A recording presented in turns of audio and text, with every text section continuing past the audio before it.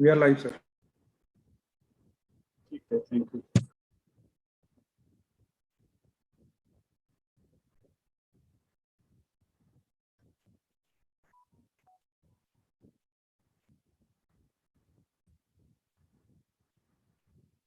A very good afternoon to respected Dr. Praveen Pathak, as resource person for the day, respected Dr. Mohinder Paul, Nodal Officer cum co-convener of this refresher course, Dr. Arun Agarwal, co-convener of this refresher course, my worthy colleagues and dear participants. I, Ashima Jain, on the behalf of Ramanujan College and Department of Vocation, welcomes you all to the day 7 of this refresher course on reinventing skill education in the light of National Education Policy 2020, organized by Teaching Learning Center of Ramanujan College and Department of Vocation in collaboration with the Shri Vishwakarma Skill University, Haryana. Today, we are extremely privileged to have with us Dr. Praveen Pathak, who would be delivering session on skill and knowledge creation among youth for Atmanirbhar Bharat in the 21st century, leveraging strengths and opportunities. Now, before requesting Sir to deliver the session, I would like to introduce him to our participants. Dr. Pathak is currently working as Associate Professor of Geography at the Jamia Millia Islamia Central University, New Delhi, India. Previously, he served as an Assistant Professor of Geography at the Delhi School of Economics, University of Delhi during 2014 to 2019. He has earned PhD in Population Studies from the International Institute of Population Sciences, Mumbai in 2016. His current research focuses on the role of social and demographic behavior in the Indian context. He has also participated in a very prestigious Young Scientist Summer Program at IIASA Luxembourg, Vienna during June-August 2013. He was also a PRB Policy Communication Fellow during 2013 to 14. Besides, he has been a visiting scholar at Vienna Institute of Demography, Vienna, Austria, Harvard Center of Population and Development Studies, Harvard University, Initiative in Population Research, OU State University, Columbus, OU, US. Now, I would like to request Dr. Pathak to take over the session. Over to you, sir. Thank you, Dr. Ashima ma'am. Thank you so much. Can I share my screen? Okay, Awesome. but before that, give me a second. So let me first thank the organizers of this very important program on faculty development or related to skill education and vocational training. I would like to thank the principal, Dr. S.P. Agrawal Saab, uh, also Proctor, Professor R.S. Rathore, organizing board member, convener, Mr. Dr. Kamlesh Raghuvanshi ji, my very dear and close friend, Dr. Mohinder Pal Saab, Mr. Arun Agrawal ji, the technical lead of this program, Dr. Nikhil Rajput ji, Vipin Rathi ji, Madam Nithi Mathur, Ashima Jain, and all my colleagues and friends who have joined today's program. I am really thankful to all of you for sparing this valuable time and giving this wonderful opportunity to discuss and talk on an issue which is very near and dear to me and for all of us, because we are all in some ways related to education field and contributing in our own ways, how enhancing quality education can help the youth of the country to realize their dreams and help the country also to move on the path of what our honorable prime minister refers to as Atmanirbhar Bharat. So what I'm going to do in the next 40 to 45 minutes is that I'm going to take stock of how imparting quality skill education is a very critical investment which any country or society can make. Second, what are our current scenario, if you take the case of India? And third, uh, I'm going to talk about some of the important challenges that we may have to face and address on the path towards leveraging the strength that we have, that is our young population. So the title of my today's talk is uh, skill and knowledge creation among youth of India for an Atmanirbhar Bharat of 21st century. Now, this 21st century is in many ways very, very new for a lot of us. And in the last 2 years, if you see the way the world has responded to such an unprecedented scale of pandemic, that is COVID-19. And imagine 2 years ago, who would have thought that you can do most of the work from home, whether it is teaching, administration, research, business, job. Most of the things have gradually now moved on to the online platforms. So there is, as they say, that necessity is the mother of innovation. And likewise, when we are all put against the wall, uh, due to COVID-19, human society has responded in myriad ways. Of course, we have not overcome the challenge, but we have tried our best to address as much as we can. Now, coming to today's topic, which is looking at how or why imparting quality skill and knowledge creation among youth is a very important and long-term development strategy which any country can adhere and implement. Secondly, how India's position look like, and third, what are the challenges and issues that we are facing and how we can tackle them.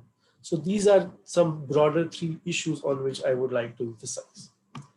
Now, coming to the relevance of skill education. Why skill education is important? So, in order to understand this, we have to appreciate some major global phenomena that are driving the today's generation or today's societies. So we know that by and large, in every part of the world, role of technology in all pursuits of humanity has increased many folds. So right from, I mean, today everybody can appreciate the role of technology in your life, whether it is communication, education, e-marketing, e-learning, e-banking, name anything. Technology is the way moving forward. It is basically designed to help humanity to meet its diverse needs and goals. And a lot of research and innovation is being done in different corner of the world to to regularly innovate and find solutions so that human needs and goals can be met across board, whether you are living in Delhi or you are living in Dehradun, or if you are living in any remote area, Dantewada.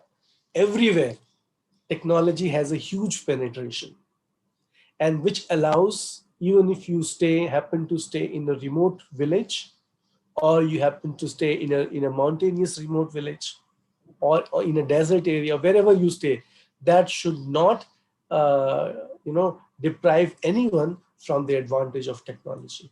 So in some sense, access to technology is a new mantra for entering into, whether you want to access quality education, you want to do quality business, you want to do wealth creation, or you want to go for entertainment. So technology is helping human society on diverse scales. At the same time, along with these technological innovations which are helping human society to move forward, there are also certain stress that we are witnessing. And one of them is, of course, climate change. Now, how climate change is impacting global processes. So whether you think about agriculture, in most part of the developing countries, agriculture is a major economic activities, or there are various activities which are dependent upon agriculture. So with the threat of climate change becoming more pervasive, more frequent, and more intensified, we have to figure out alternatives of not only how to mitigate the impact of climate change, but at the same time, how we shall develop alternative technologies so that, if there is scarcity of rainfall or scarcity of, groundwater for irrigating agricultural fields, how can we develop technologies, for example, like Israel, where they can make optimum or maximum utilization of limited resources and generate as much as produce as possible without, actually degrading the environment. Third important and very critical factor of global prominence is the demographic shift. In the 21st century, we are witnessing something very, very different than what we saw in the last, that is 20th century. Now, the world is moving towards population aging. You know, now we are witnessing, relatively lower number of new births or children. On the other hand, we have relatively higher population of working age people and correspondingly higher proportion of elderly population. So with these dramatic shift, of course, these vary by major regions. For example, people, those who are living in China and US, on an average, they are aging, their median age of population is around 38 years. If you compare this with Western Europe and Japan, the median age of population is 45 years and 52 years, respectively. On the other hand, if you look at the median age of population in developing countries in Africa and Asia, the figure is somewhere close to 27 to 29 years. So with these dramatic differences in the demographic composition of population by their age, also by gender, whether they are living in urban areas or they are living in rural areas, these all matters to a great deal, because not only do they have impact on human needs, at the same time they have also tremendous impact on how human capacities and response can come from, or from where it can come. So for example, if you're thinking about innovations to tackle COVID-19 pandemic, we cannot expect innovation to come from every part of the country. I mean, because that the labs are concentrated in few states, in few cities, you know. So therefore, where you live, what circumstances you face, drive your capacity to respond to various natural calamities or pandemic or any shock, economic shock, agriculture shock, natural shock. All these sort of stresses are influenced by the local demography. So basically saying, if you remember, the first wave of COVID-19 when it came in Western European countries, we were all very much scared by images from France, from Germany, from Spain.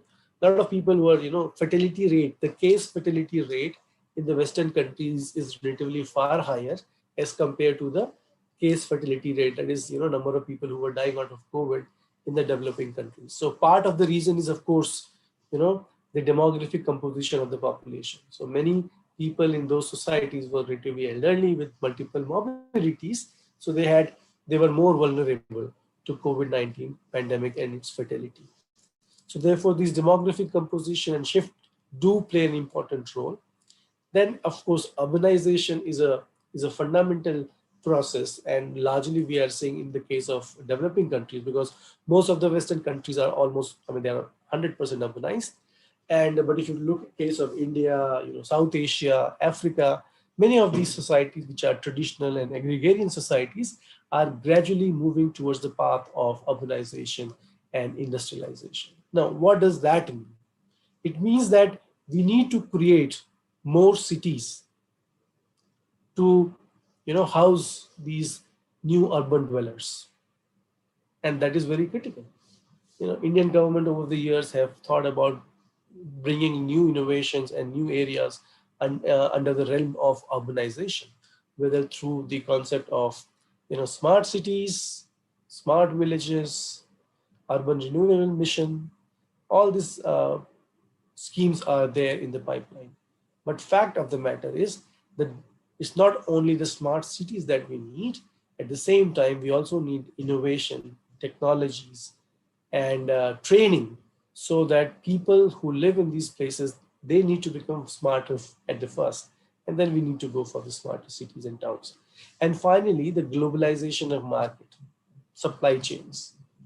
So today, if you are purchasing a laptop or if you're purchasing a smartphone, that it is not, entire machinery is not being produced and assembled at one place. So there are something called footloose industries. So there are certain specialized product or part of the machine that is produced somewhere, you know, put together in some other marketplace and finally being sold world over. So this globalization has also created need for greater quality of skill, education, training.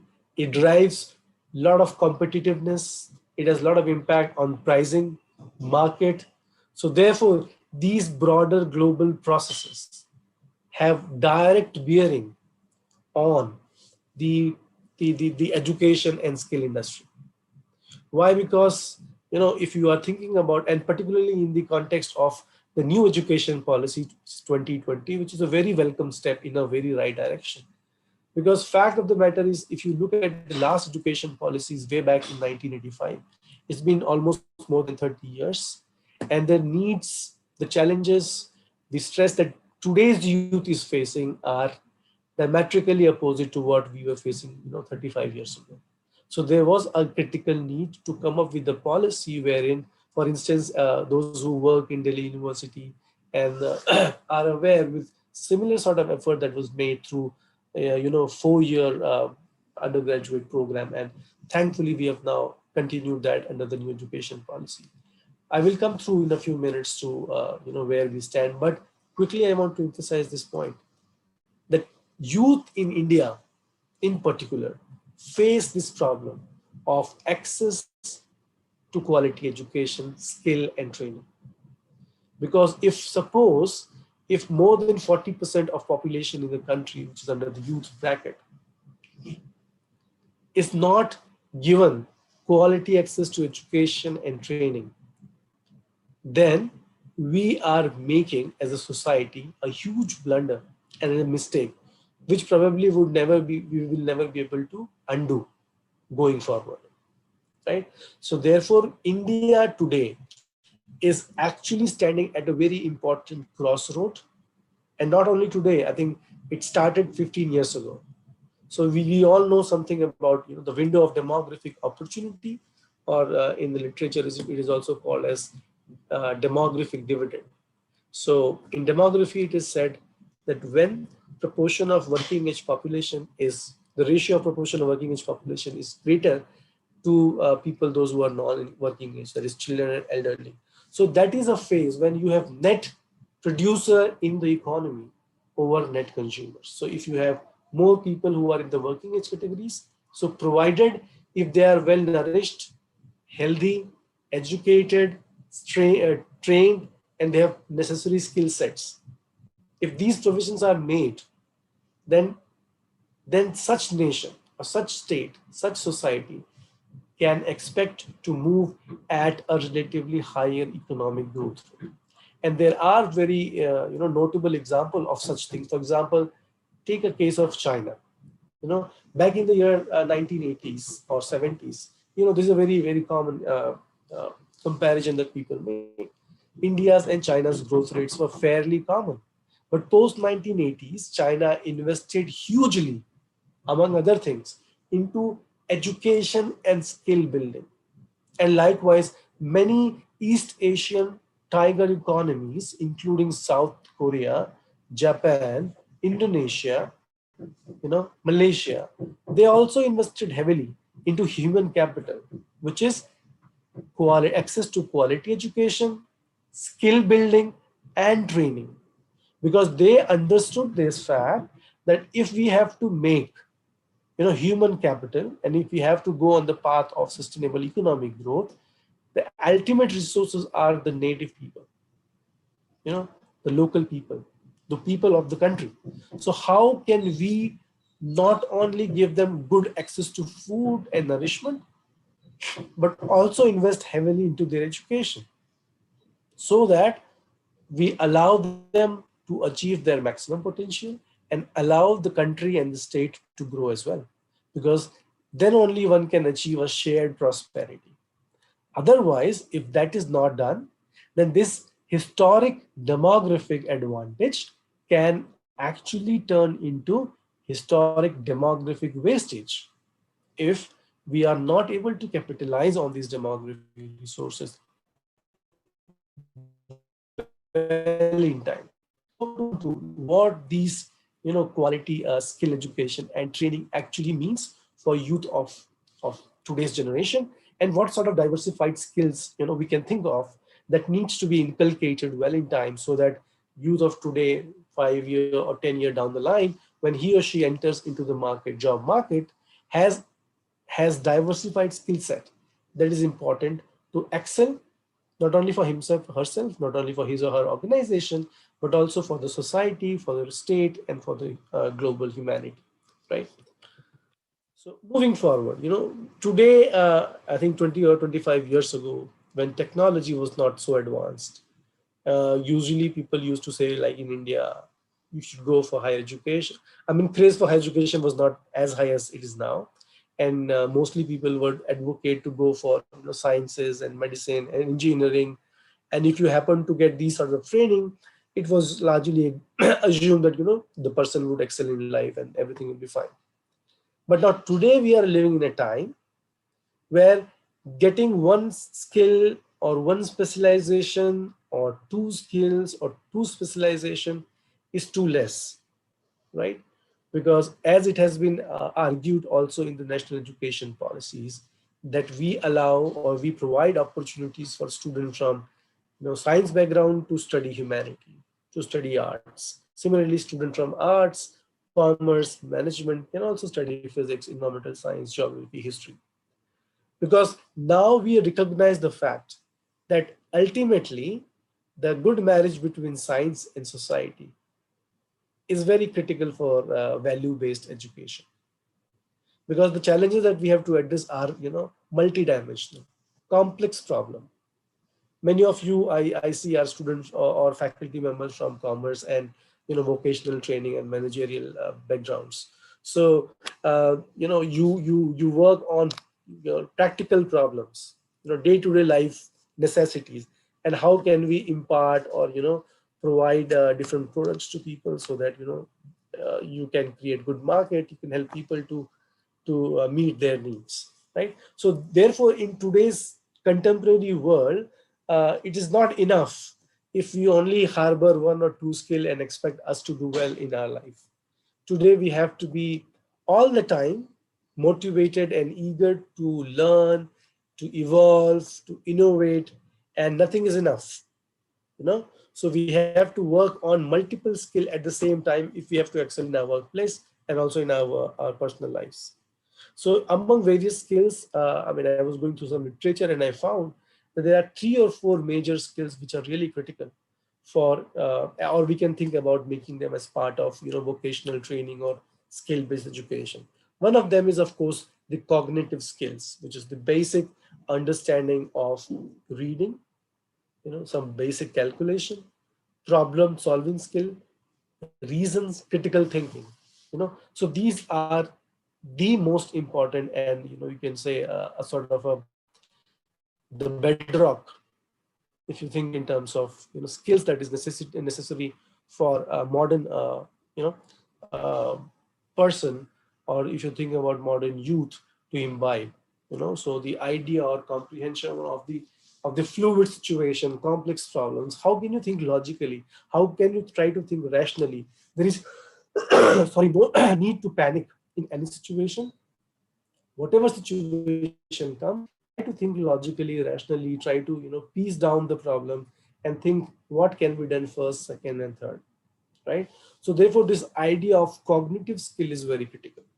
So for example, many of you might have given competitive examinations, and among them, it is said that UPSC is one of the toughest, which is very true. But again, there are many other examinations which are equally tough. So for example, if somebody is trying to, get a job of Air Force pilot in Indian Air Force, so they say that one of the toughest examination on the planet is when you want to become a fighter pilot, because you are given only one chance in life, and there are only few seconds where you can excel or you can commit a mistake, and then the dream is over forever, right? So this whole idea of being a rational human being, being a logical person, is not only important for the workplace, but also important for a reasonable and a peaceful life of human beings. So whether you think about what to eat or what not to eat, whether you think about making investment for your your current needs, moderate needs, and long-term needs, these cognitive skills are extremely critical. So therefore, when you think about making a curriculum for students, I think it's very important that we have to focus on the basics. If you go for any examination in life, nobody asks you the toughest lesson that you have learned in the class. What they ask you is basically basics that you know or not know, or how clearly do you understand the basic of the subject, because other things you will automatically learn when you are given the job. If your basics are clear, you are set to evolve as a you know as a maybe as a teacher, as a manager, or as an engineer, whatever profession you want to go. If the basics are clear, you are going to do well.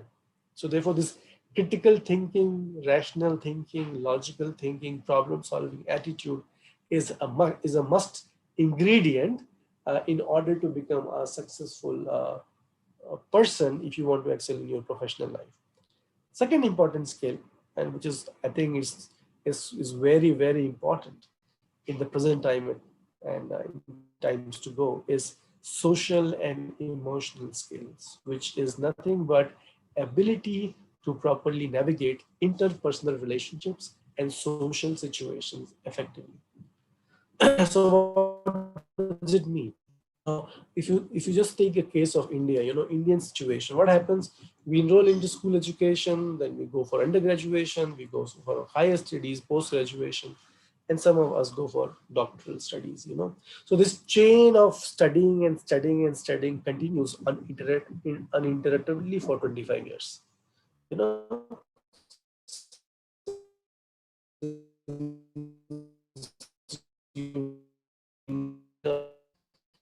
this stream of education while studying, how to interact with colleagues, or how to work in a professional environment. You have no idea. And I'm sure I had no idea, because we were never ever given this opportunity to go work or as an internship, or maybe work with industry, or maybe work with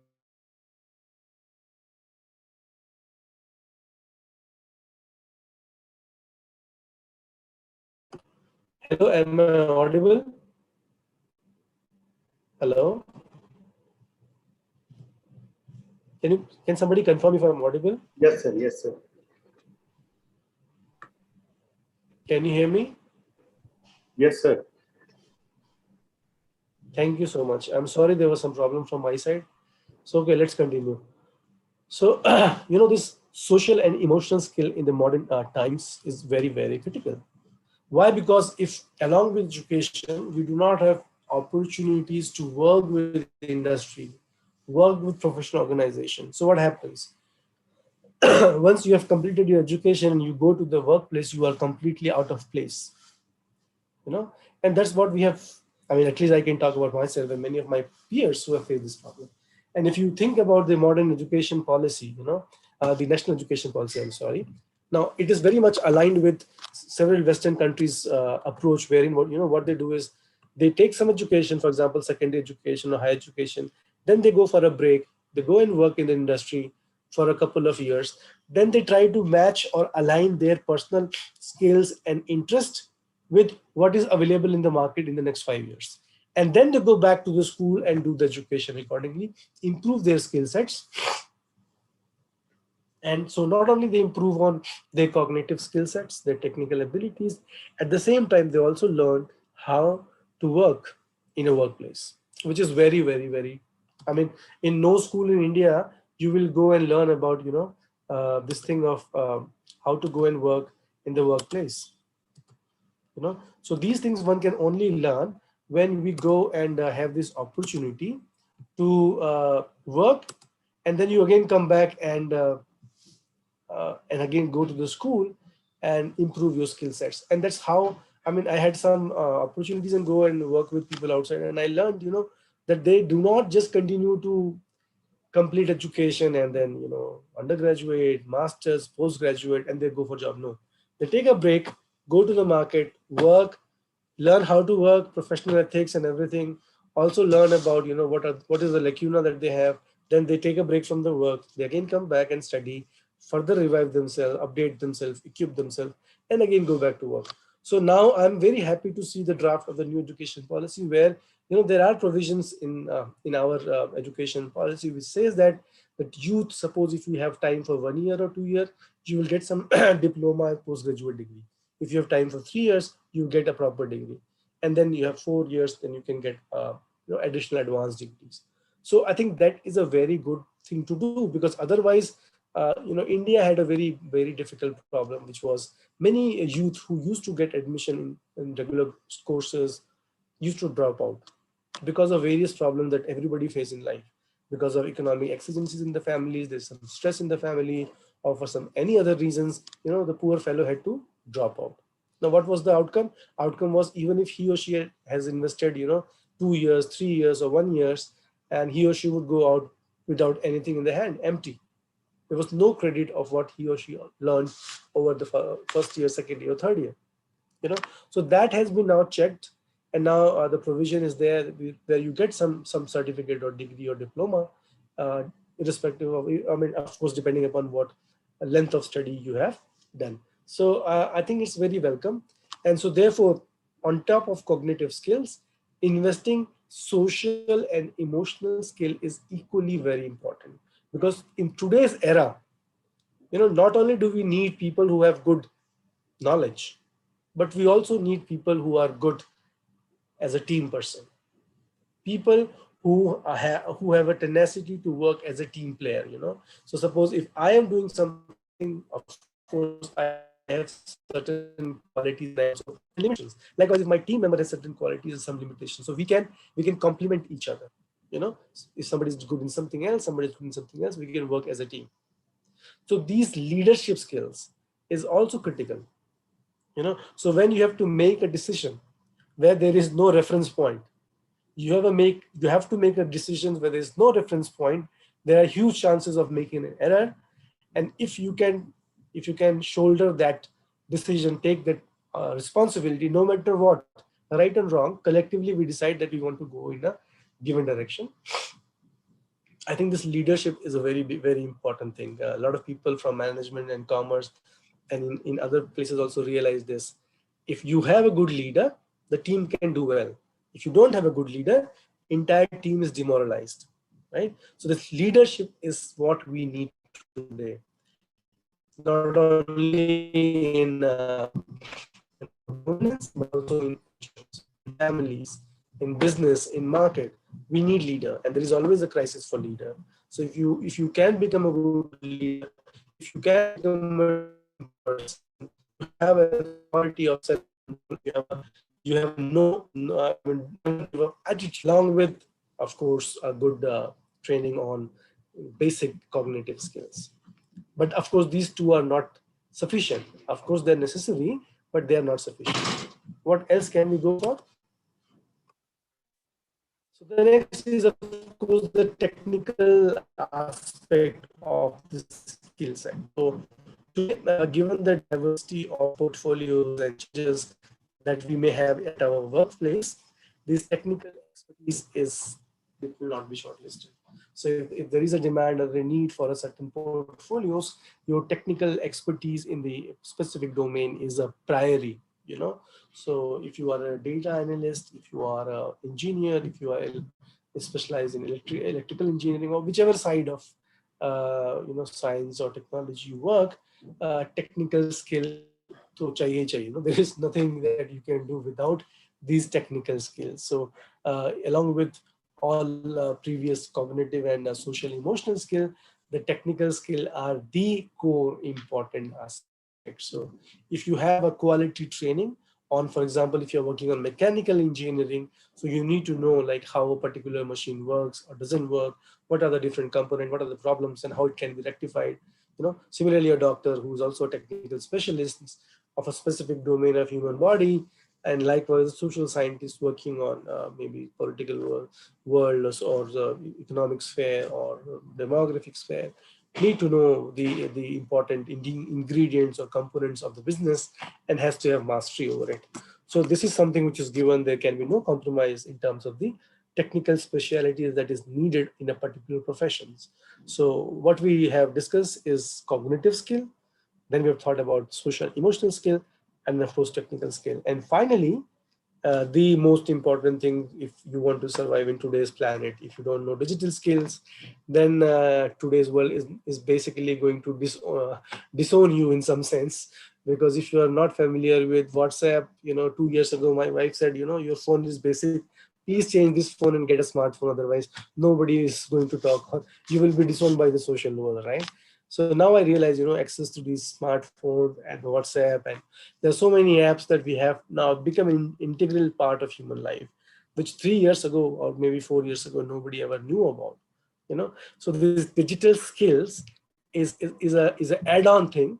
If you have it, it will enhance your accessibility, your visibility, your approachability, your social networking skill. All these things will be there. So therefore this digital skill building is a given in today's era.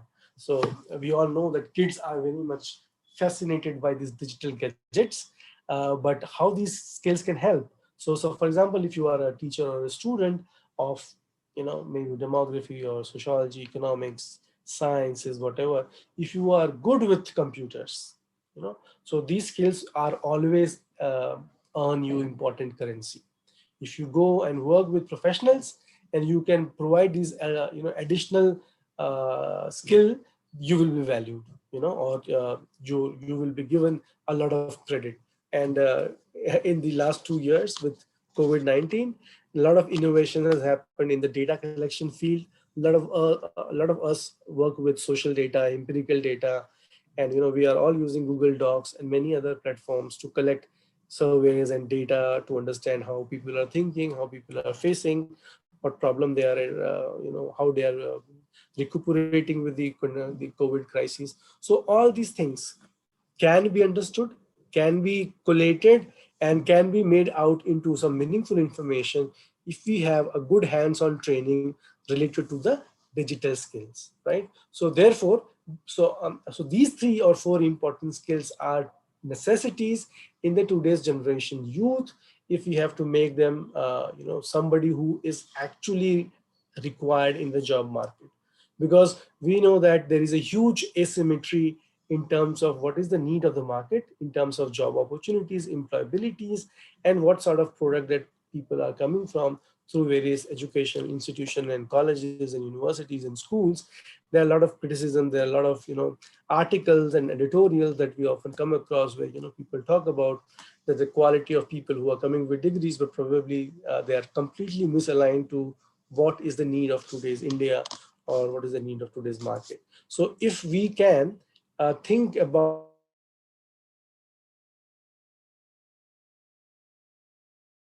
inculcate these diversified skill and become a regular forte of their skill set, they have a good chance to excel in the job market. They can help themselves to easily get some good placement in the market. And when you look at Delhi University and particularly in various colleges, institutions, we have this annual a lot of people come to hire students, and the student get a very good placement. And part of the reason is that you get a very good world class exposure in many of these institutions, and the student not only excel in their academics, at the same time they also have opportunities to excel in the co academic, non-academic activity, whether it's sports, it is cultural activities, there are other part of things which they also do. And therefore most of these comprehensive education, you may call, help these children and young people to express themselves confidently, effectively. And they have this problem, they work as a group, they have this idea of working as a group, they share responsibilities. Many of them, for example, my school days, my university days, we used to run mess, hostel mess. There were various society in the colleges and university that we used to run. So all of that allowed us to have that self-confidence, that if I'm giving this responsibility to run the mess for 200 persons, I could do it. So therefore these smaller things, but they really matter in a long way. Now, why these diversified skill sets is a key? Why it is important? And of course, there are various reasons for it. And one of the important reason is that if we as a country and state make a conscious decisions to make investment, good investment in imparting training, skill training, vocational training to our youth, how it can help not only our youth, but also us as a society, as a country. So first, it can drive important structural transformation of the country. So basically, it means how can we move as a society from a low productive and labor intensive society towards a more productive, efficient, and technocratic society, right? Where you enhance capacity of individuals to earn, to produce more, earn more, So that can only happen if you inculcate and provide quality access to education, skill, and training. So many of the Western countries and Southeast Asian countries have recognized this, and they have been investing heavily into quality skill education, training for decades now. And they are bearing the fruit of the same for several decades now. It is a time for developing countries like India to recognize that if we as a society, as a nation, has to move forward towards a sustainable path, it can only happen if we make rigorous investment into education per se, and particularly providing skill-based education and training to our students. Because ultimately, what happens, what matters is not how much grade do we have got. What matters is what diversified skills we have learned from our schools, our colleges, and our universities. So whether it's about digital education, whether it's about managerial skills, whether it's any skill, it is very important. Second is how this can help the country and society. It will allow the economy and the society to move on a higher productivity path. So it will allow the country to move on a higher productivity path.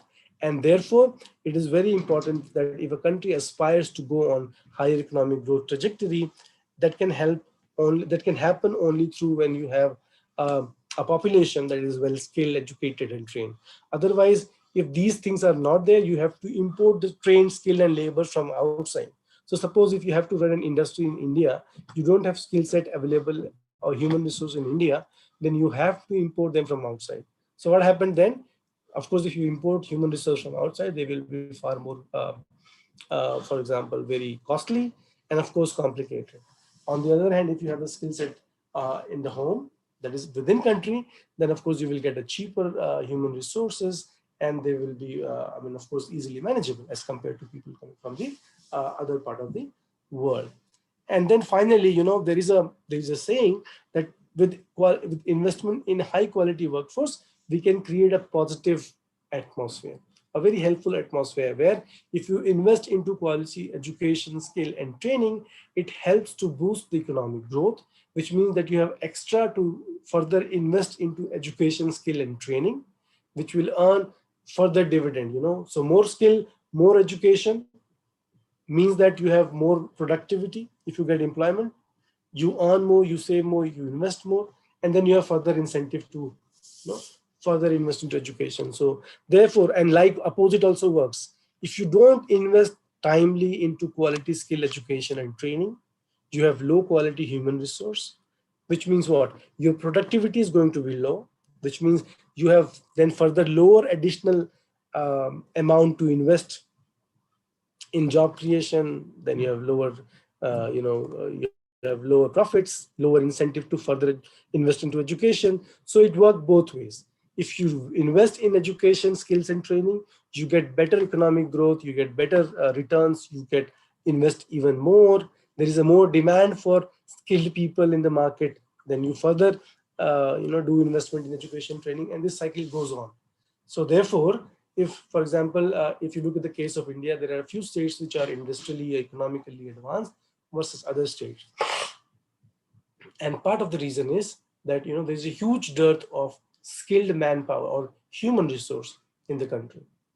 Often there is a hue and cry for there are not enough opportunities. But many of us who are working, and many of you who are working, you do know that for the very sure fact, there are tremendous opportunities, but there's a huge dearth of trained, skilled human resource, right? So we have to create an environment wherein we provide enough investment in the education sector so that we produce people whose demand is there in the market. They help to further improve the productivity of the organization, create surplus, and there is an incentive to make further investment into education training. And this virtuous cycle should be established and should be prolonged. Then only India can move towards the sustainable progress path.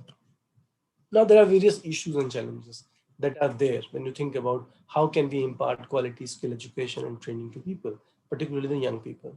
So one of the important problem is often different states and countries, particularly in developing part of the world, they struggle to provide quality skill based education and training for various reasons. There are of course supply side factors, there are also some demand side factors. So just to give you one statistics, there is a huge gap, in terms of the basic literacy and understanding of numbers among the working age population, globally speaking, right? So close to 20% of global population today is not able to read and write. 20% of the working age population in the world is not able to read and write. So that is a huge cost for that country to think about. If 20% in the world, and of course this number would be high in developing world. So if you have more citizens who cannot read and write, then you can think about what kind of future they will have for themselves, for their families, and for the nation. Now, of course, we cannot blame them for their problem. The problem is a complex problem, is a collective problem, and problem of the state and governance. So there is still a time to correct them. So there can be different educational program. How can we impart basic education and understanding of numbers, cognitive skills, so that they can do some basic, things and earn and survive for themselves. Second important problem which we often talk about is the huge skill gap or mismatch between what the universities and the colleges are producing in different fields and what is the need in the job market. So this mismatch is there, and we need to think about some alternatives how this can be bridged. So I think one of the welcome step as part of this national new education policy is that there is a provision where people can take some degrees, then go out, then again come back and continue their studies. So with the experience of industries, and at the same time, if we can also allow somehow the synergy between industries and organized professional organization, if we can have a common platform wherein colleges and industries can sit together and have some say in the formulation of curriculum, probably that can also help to bridge some part of this mismatch, and we will be providing education not only which is valuable but also which is relevant for the young people to make a good living when they're out from their institutions, right? So this mismatch is a common problem, but the degree and the intensity of the mismatch is of course heterogeneous. It varies between different disciplines, different institutions, public and private, central and state, and of course by different population groups. So if you talk about the different social groups in the country, the different economic classes, gender groups, rural versus urban, and of course people living in different part of the countries. So therefore, depending upon where you live, which social background you belong to, so all these factors also have a very important bearing. So when you think about providing this diversified skill set to young people, we have to recognize how can we tackle these challenges of these population heterogeneities, right? So we have to make certain affirmative provisions so that necessary arrangements can be made for people, those who are living in remote areas or people who are socially marginalized. And finally, often there is a claim on the part of employer who often complain, particularly in the developing countries, right, that there is a need and huge dearth of quality skilled workers. And they say that this is a very important bottleneck for us to operate outside. So many of these international foreign or multinational companies, when they look for potential destination outside to work, one of the challenges is, of course, out of 100 challenges, to find a quality, well-trained, skilled workers.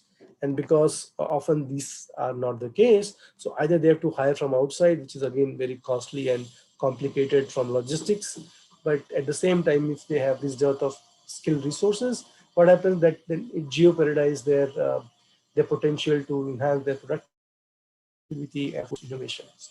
So therefore, these important limitations is a huge stress on any society and economy to grow. You cannot have foreign direct investment if you don't have a skill set. You have a trained human resources with diversified skill set.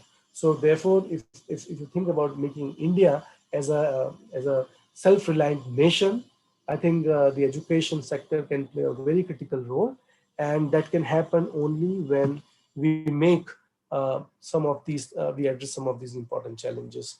So one of these is, of course, access to quality education and also providing opportunities for our youth to complete at least some degree, diploma, some post-graduation or something.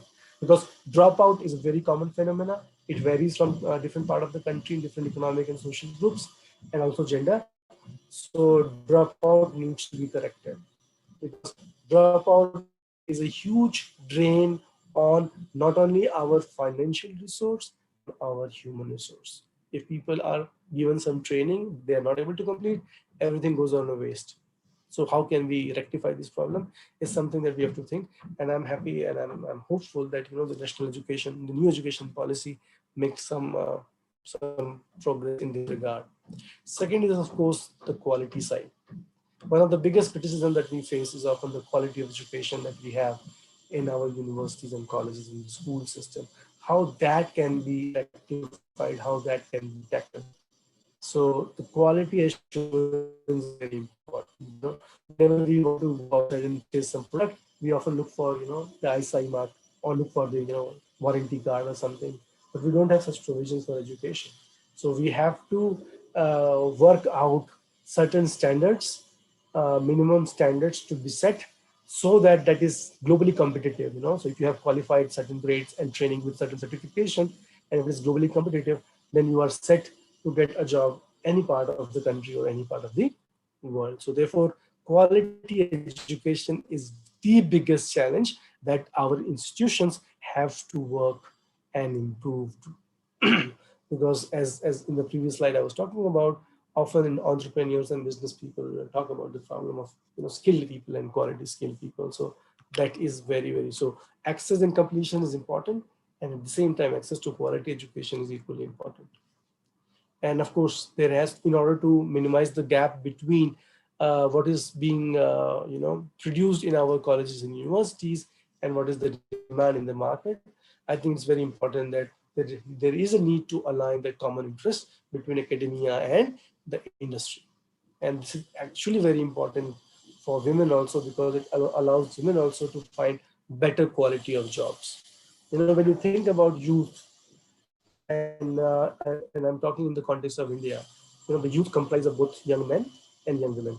And India can never dream of becoming a Atmanirbhar Bharat until and unless we provide and give equal opportunity to all, irrespective of their economic, social, or backgrounds, male or female, so everything, right? And particularly if we provide congenial environment for women, then we can do much better. Fund problems, these are not new problems. And part of the reason is the efficiency of response change. Governance is a very critical concern. So if you want to implement something, you have to take approval from thousands of places, and it takes millions of days to get these approvals. And then what happens at the end of the process is that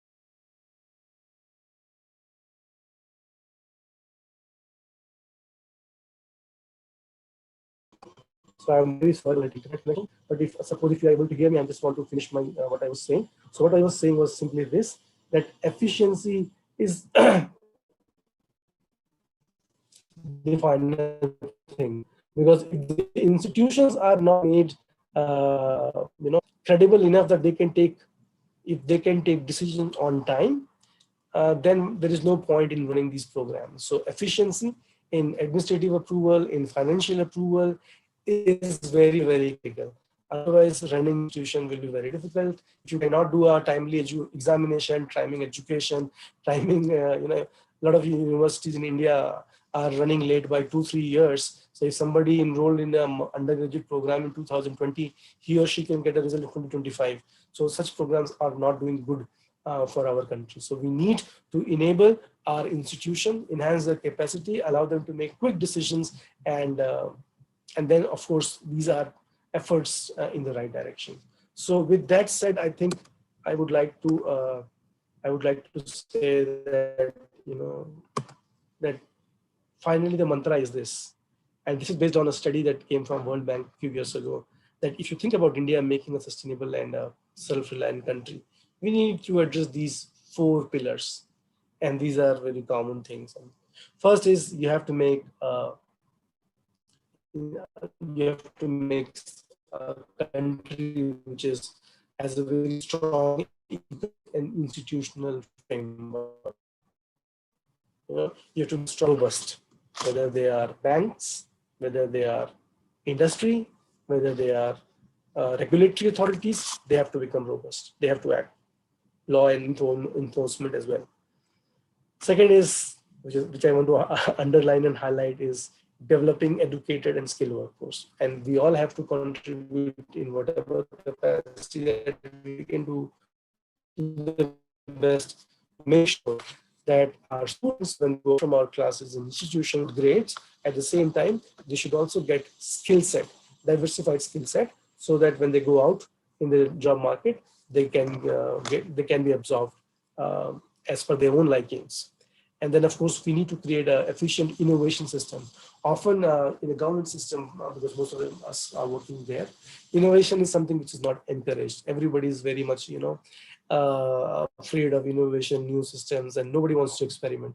So I think we are living a 21st century and dream of making it for India.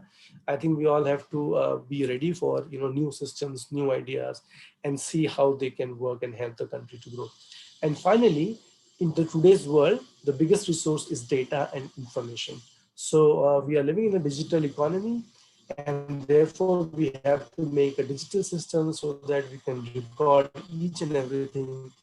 If there is any leakage, how it can be wiped out. For example, Aadhaar is a very important innovation in this direction. Many ghost teachers, many ghost institutions, many ghost beneficiaries have been wiped out. Leakages have been minimized. This is just one example of the power of the data that we can use. There are many such examples. With COVID-19 was going on, we had this Arogya Setu. It has been criticized a long deal, but fact of the matter is that Aadhaar Setu has been quite helpful now. We are all going for vaccinations. And so it helps authorities to plan, manage logistically and also operationally. So these are some important key inputs that we have to, or pillars that we have to address towards making 21st century India. So thank you so much. If there are any reactions and questions, I'm very happy to take them. Thank you so much. Thank you so much, Dr. Pathak, for such an enlightening and fruitful session. Now, before moving on to the vote of thanks, I would request my participants, if they have any query, they can either raise their hands or they can pick their query in the chat box.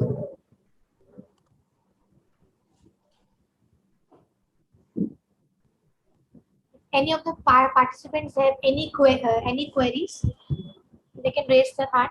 Okay. We have one participant, Ms. Ujjwala Singh. Ms. Ujjwala, you can unmute yourself and ask your query.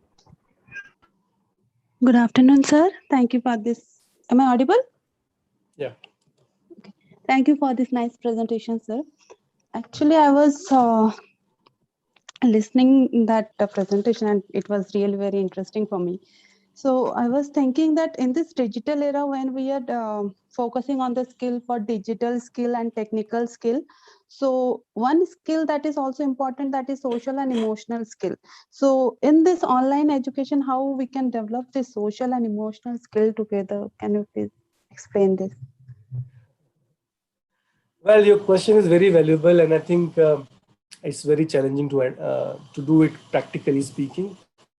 Many of us have got young kids at our home, and one of the problems that the kids which are facing is they are not getting chance to socialize.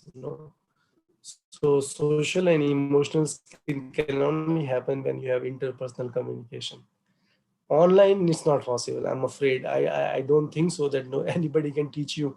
We can take a lot of courses online how to become a good social being, but until and unless we do it ourselves, I'm not sure it is possible to do it online. I'm not sure. Okay, thank you, sir. Thank you for the question.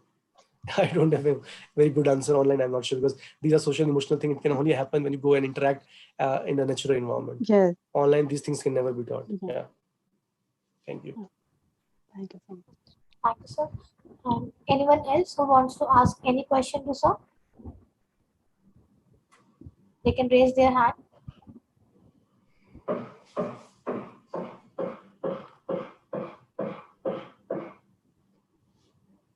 Okay. So moving forward, I would like to invite Dr. Mohinder Paul to deliver the common vote of thanks. Mohinder sir.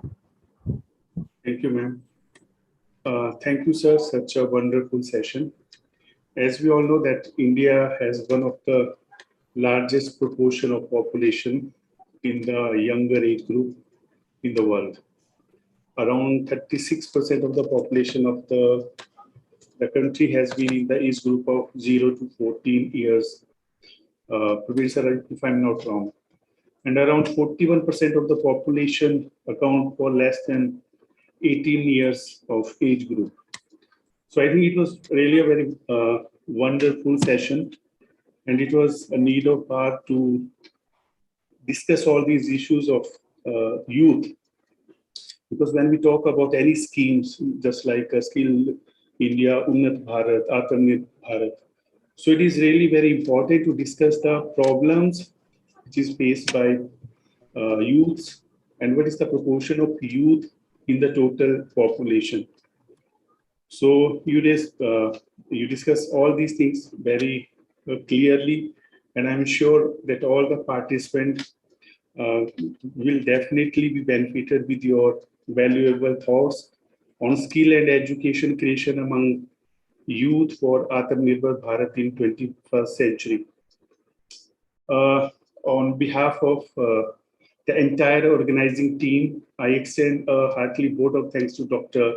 Praveen Pathak, who is the Associate Professor at Jamia Millia Islamia, who spared time from his busy schedule for this refresher course and shared his vast experience with us. We know, we all know that Sir has a very vast experience in the area of population studies. So anyone who is interested to discuss all these topics, so I will share his number with you, so you can get benefited with his knowledge. Once again, I would like to thank all the participants, all the team members of this program for this session and for all your cooperation. Thank you so much.